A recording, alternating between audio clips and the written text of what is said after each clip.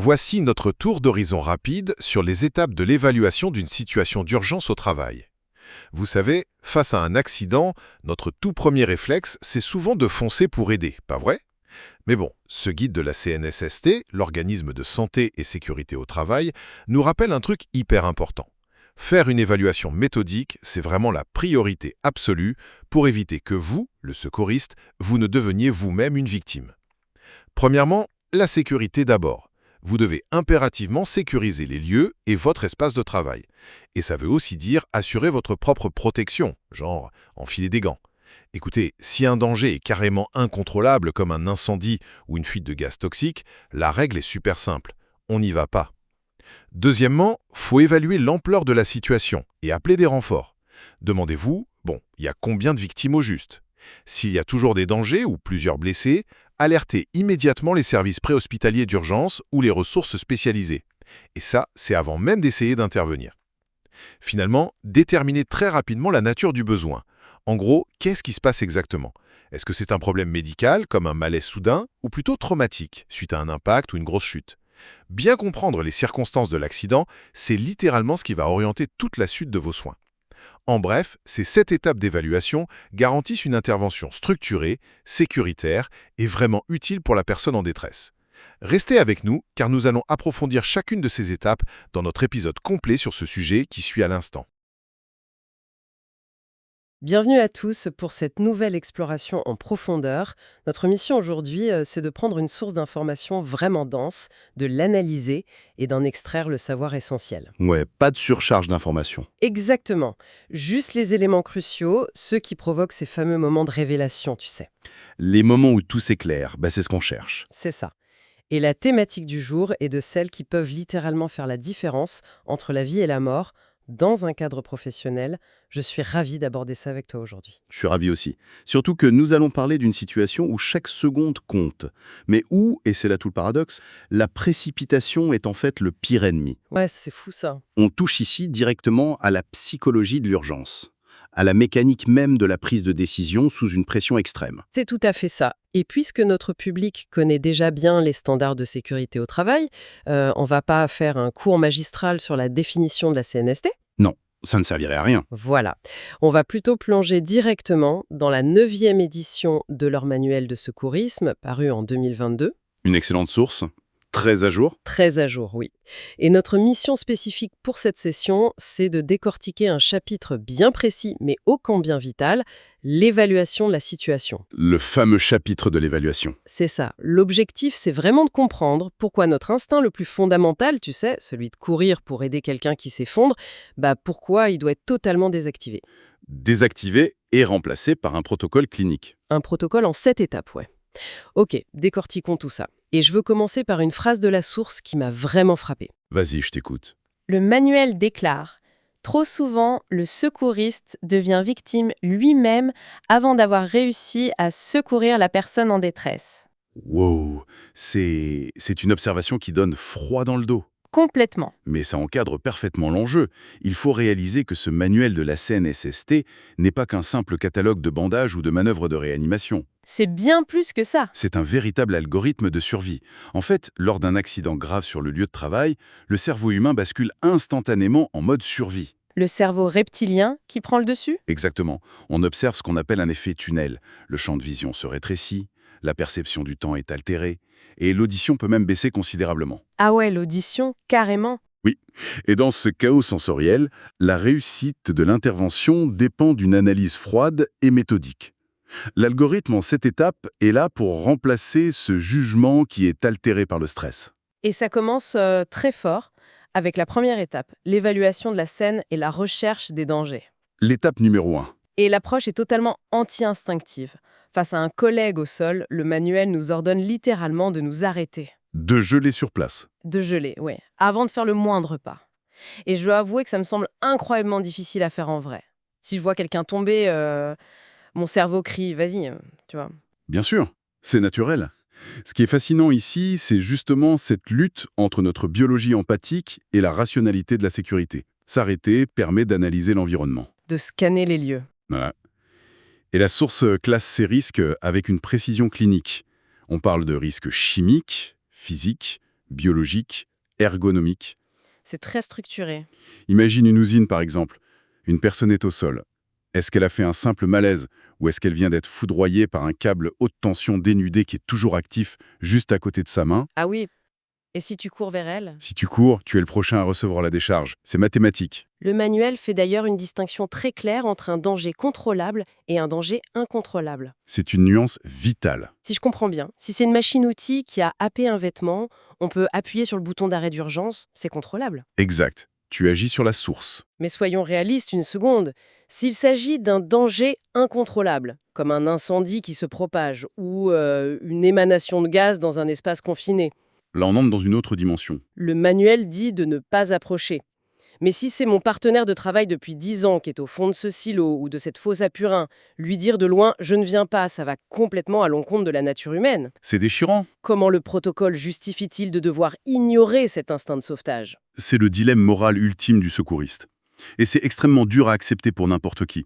Mais la physique et la chimie n'ont que faire de l'amitié ou de l'héroïsme. Elles ne font pas de sentiments. Aucun. Dans le cas d'une fosse à purin ou d'un silo, on parle souvent de gaz comme le sulfure d'hydrogène. C'est super dangereux, ça, non? Très dangereux. C'est invisible, ça neutralise le sens de l'odorat très rapidement. Et quelques respirations suffisent pour provoquer une perte de conscience mortelle. Donc tu respires et c'est fini. C'est ça.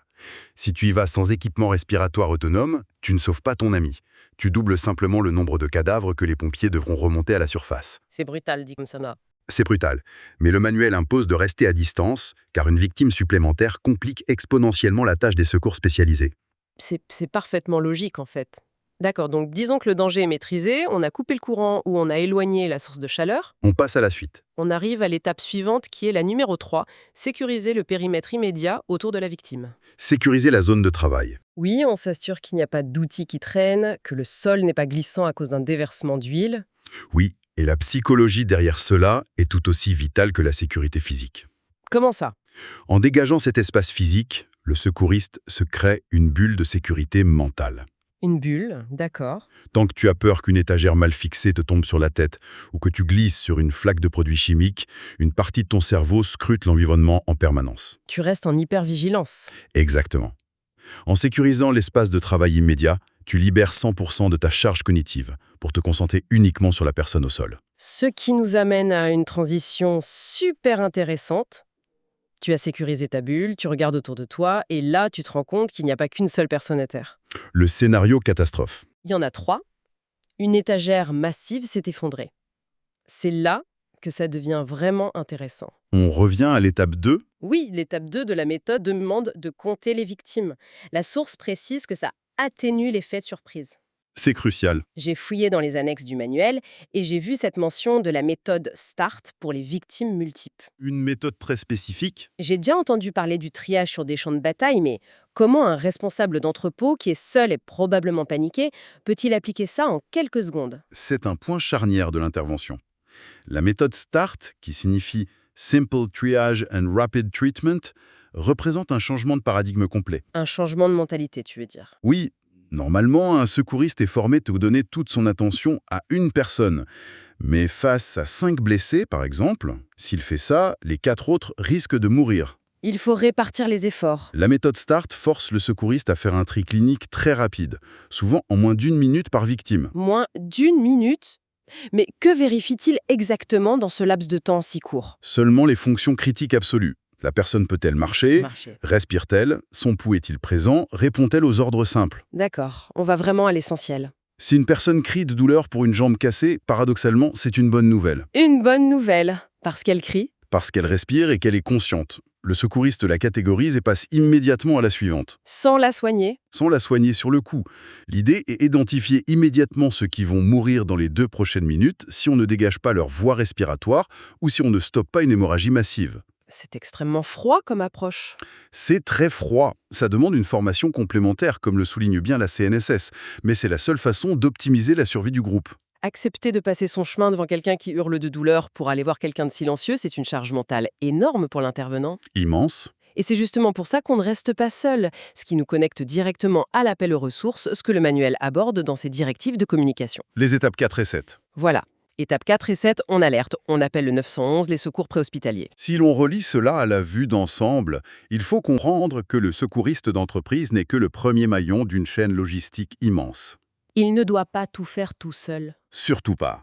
Appeler les pompiers pour une désincarcération ou Hydro-Québec pour une ligne tombée, ce n'est pas admettre une défaite, c'est déclencher la machine. Activer le système. D'ailleurs, si le danger initial était incontrôlable, comme le feu ou les gaz toxiques qu'on évoquait plus tôt, la règle d'or de l'étape 7 s'active à la seconde même. On appelle et on attend. On n'y va pas. Et la source donne des directives très pragmatiques sur la gestion des autres employés présents sur les lieux. Les fameux témoins. Oui, le manuel souligne l'importance de mobiliser les témoins. Au lieu de laisser 3 collègues en état de choc regarder la scène sans rien faire, le secouriste doit déléguer. Donner des ordres clairs. Il peut dire « Toi, va attendre l'ambulance à la barrière de sécurité de l'usine » ou bien « Toi, va chercher la trousse de premiers soins au mur et le défibrillateur » et un autre « Toi, éloigne les curieux ». C'est de la gestion de crise pure. C'est super efficace. Donner une tâche simple à un témoin paniqué, ça l'aide à canaliser son stress. Et surtout, cela démultiplie l'efficacité du secouriste principal qui, lui, peut enfin se concentrer sur le soin. D'accord, donc la zone est sécurisée, les secours sont en route, les témoins sont gérés. On arrive maintenant à une partie que je trouve fascinante, c'est l'étape 5. Assurer sa propre protection. Oui, assurer sa propre protection.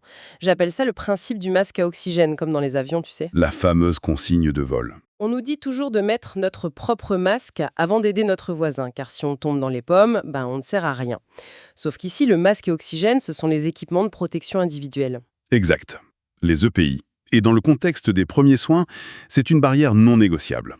Et je vais être honnête, si je vois un collègue qui saigne abondamment à la suite d'une coupure avec un outil, mon premier instinct serait d'attraper une serviette, mon chandail, n'importe quoi, et de faire pression immédiatement. C'est le réflexe humain par excellence. Mais le manuel suppose en fait que nous sommes tous des dangers pour nous-mêmes si nous n'avons pas mis nos gants en nitrile ou en vanille, sans latex, nos lunettes et notre masque. C'est presque exaspérant de devoir perdre ce temps précieux non nécessaire. Cela soulève une question importante. Pourquoi imposer ce délai qui semble complètement contre-productif dans l'urgence? Oui, pourquoi pas? C'est parce que les risques invisibles sont parfois plus mortels à long terme que les risques visibles de la scène d'accident. Les risques invisibles, tu parles des maladies? Des agents pathogènes transmissibles par le sang, le virus de l'hépatite B, l'hépatite C, le VIH. Ah oui, quand même. Un secouriste qui intervient à main nue sur une victime en sang et qui a lui-même une micro-coupure sur le doigt, une coupure qu'il n'a même pas remarquée, il s'expose à un risque majeur. C'est vrai qu'on n'y pense pas sur le moment. La CNSST est catégorique là-dessus car un geste d'aide ne doit pas transformer le travailleur en patient chronique pour le reste de sa vie. La protection avec des gants et l'utilisation d'un masque de poche avec valve unidirectionnelle pour la réanimation, c'est le standard absolu. Et j'imagine que, psychologiquement parlant, le simple fait de prendre ces quelques secondes pour sortir les gants de l'étui, les enfiler un par un, ça doit agir comme une sorte de sas de décompression. C'est une observation très fine. C'est exactement un rituel de transition. Un rituel pour se calmer. Ce court laps de temps force la respiration à ralentir. Il oblige le cerveau exécutif, le cortex préfrontal, à reprendre le dessus sur le cerveau reptilien émotionnel dont on parlait au début. Je vois. Quand le secouriste fait claquer l'élastique du gant sur son poignet, il ne s'agit plus de l'ami de la victime, il est devenu l'intervenant. Ce rituel est un bouclier mental tout autant qu'une barrière contre les virus. J'adore cette image du bouclier mental. Donc le bouclier est en place, l'équipement est sur nous. Alors, qu'est-ce que tout cela signifie pour le contact avec la victime? On arrive enfin à l'étape 6. L'étape 6, oui, évaluer la nature du besoin. Et le manuel insiste sur une séparation très nette dès la première seconde. On doit jouer au détective pour répondre à une question binaire. Est-ce qu'un problème médical ou un problème traumatique? Et cette distinction dicte absolument toute la suite de l'algorithme. C'est à ce point-là? Oui. S'il s'agit d'un problème médical, comme un malaise cardiaque, une crise d'asthme sévère ou un choc anaphylactique, le danger vient de l'intérieur du corps. Donc on pose des questions. La question directrice pour le secouriste sera de savoir ce que ressent la victime, ses antécédents médicaux, les médicaments qu'elle prend. Mais si c'est traumatique, alors là, le manuel demande au secouriste de devenir un expert en physique. Un analyste de scène. J'ai été scotché par la partie sur la cinétique et la biomécanique du traumatisme. On ne demande pas juste au secouriste de regarder où la personne saigne, on lui demande d'analyser les forces qui ont agi sur le corps. Absolument. La biomécanique du traumatisme, c'est l'étude du transfert d'énergie. Le transfert d'énergie? Quand un corps heurte une surface ou qu'un objet heurte un corps, l'énergie ne disparaît pas par magie. Elle est absorbée par les tissus, les os et les organes. La source donne l'exemple d'une chute. Et la liste des indices à relever est très précise.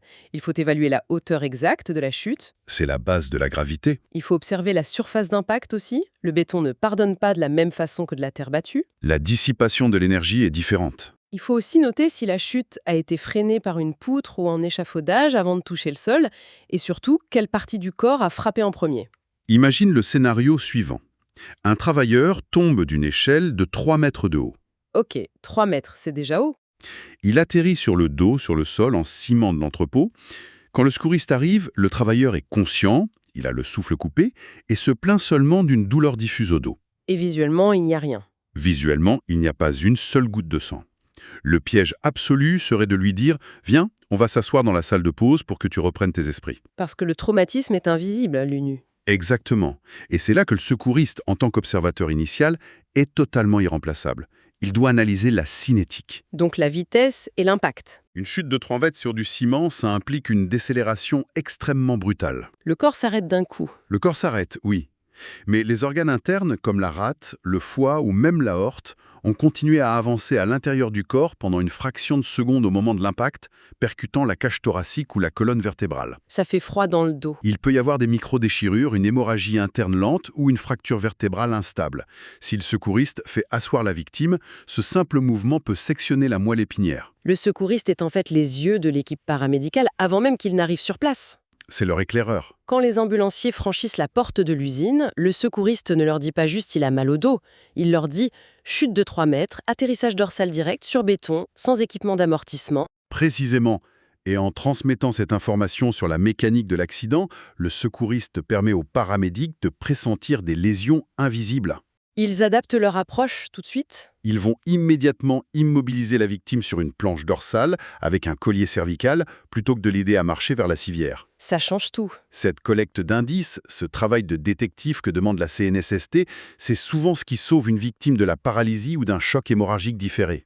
C'est fou quand on y pense. La différence entre une intervention réussie et une catastrophe réside vraiment dans la capacité à maîtriser ses propres émotions pour suivre un schéma logique préétabli. L'algorithme sauve des vies. Nous voilà déjà au terme de cette exploration. Faisons un récapitulatif rapide pour bien ancrer ces concepts. Ce chapitre sur l'évaluation de la situation nous prouve que face à l'urgence, la méthode bat l'instinct à tous les coups. À tous les coups, sans exception. S'arrêter pour analyser les dangers afin de ne pas devenir une statistique de plus, sécuriser son espace, évaluer l'ampleur du désastre et le nombre de victimes, Déclencher la chaîne des secours et gérer les témoins sur place. se protéger soi-même avec ses équipements, ce fameux rituel des gants dont on a parlé, et enfin, analyser la mécanique de l'incident pour débusquer les blessures fantômes. Un programme complet. Pour tous ceux qui nous écoutent aujourd'hui, qu'ils soient formés au secourisme ou non, comprendre cette architecture mentale permet de transformer l'impuissance et la panique en une action structurée, calme et résolument salvatrice. C'est un outil puissant. Et pour terminer, j'aimerais proposer à notre public une réflexion qui pousse ces concepts un peu plus loin. Oh, j'aime bien ça, vas-y. Nous venons de disséquer un protocole conçu pour des urgences de vie ou de mort. Du sang, des blessures physiques graves, des gaz toxiques. Truc intense. Mais la structure même de cette évaluation de la situation, cette façon de créer de la clarté dans le chaos, ne pourrait-elle pas s'appliquer à nos crises quotidiennes, beaucoup plus ordinaires? Attends, comment ça? Appliquer le secourisme à une journée de bureau normale? Tout à fait. Pense à la dernière fois qu'une urgence professionnelle majeure a éclaté au bureau. Genre un problème technique? Un serveur qui plante, un conflit interpersonnel explosif en pleine réunion, ou la réception d'un courriel extrêmement passif-agressif d'un client majeur. Ah oui, l'adrénaline monte tout de suite. Notre instinct est de réagir à chaud, de courir vers le danger en répondant immédiatement au courriel. Et si on appliquait l'algorithme de la CNST? Étape 1, s'arrêter. Exactement. Ne pas toucher au clavier.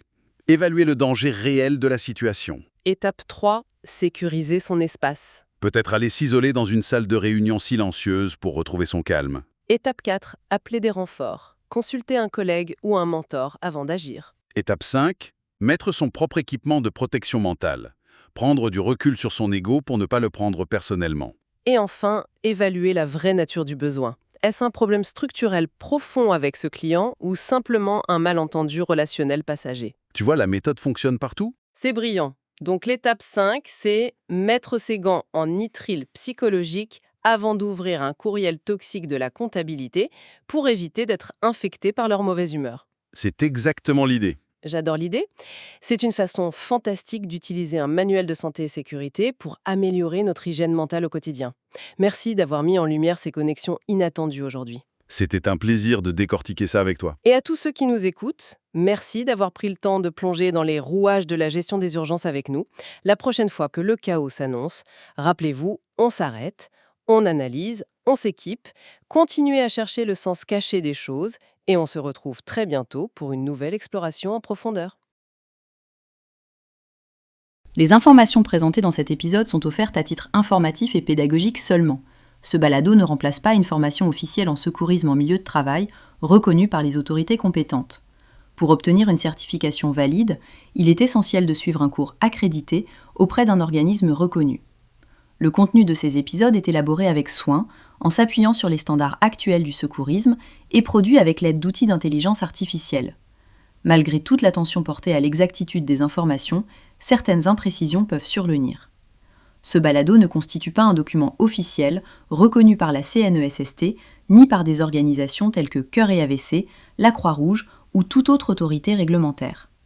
Notre objectif est simple, vous aider à réfléchir, réviser et approfondir vos connaissances en secourisme dans un format accessible et complémentaire à votre formation. Merci d'être à l'écoute et surtout, continuez à vous former.